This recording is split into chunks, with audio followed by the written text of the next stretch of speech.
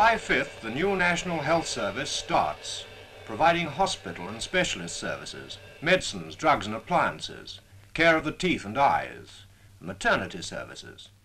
Out of the ashes of war, the New Jerusalem was never better defined than in the advent in 1948 of the National Health Service. At the time, it was a very gradual difference. It wasn't something that one morning it was pre-1948 and the next morning it was very much not that. And it certainly took a number of years of transition. Most large hospitals have training schools for nurses. At Stracathro, over 100 students are studying for the state examination. There was a pre-nursing course set up. I was probably the second group of pre-nursing. 5 of us went from the same class at school, and this went on for nearly 3 years. Here is one of the operating theatres fully equipped for modern major surgery. Before then, health services were not free, provision was patchy, and life and death could be a matter of chance. We were all seen by matron, we were all measured for our uniforms and for the caps. And by gum, you had to have that uniform on just so, and the caps at the right angle. The Beveridge Report of 1942 was a key catalyst for change, ushering in, as it did, the welfare state and the National Health Service, promoting the notion of cradle to grave provision. The new service had to deal with disease like polio and tuberculosis. Scotland's nurses dealt with the often painstaking task of nursing the sick back to good health. For the nurse, the round of dressings is but one of the everyday tasks which are her contribution to the recovery of the patient. As far as the patient was concerned, they were nearly all the time in bed. I mean, nowadays you expect people to be up and about quite quickly, but they were nearly always in bed for most of the time. So you had to really look after them quite assiduously. They had all sorts of requirements. My name is Old Nick O'Teen. In 1954, the service warned for the first time of the link between smoking and lung cancer.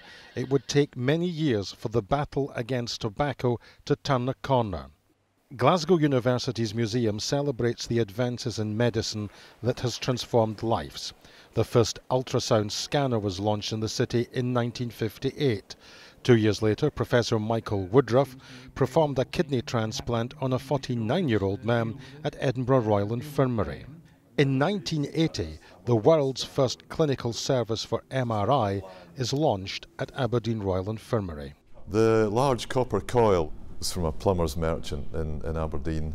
The tube that the patient lies in was a reject from a children's playground. That machine was ready to use about 1979, and we invented a technique that everyone in the world uses now. We started imaging patients in August of 1980, and that was the first whole-body scanner in the world that actually worked.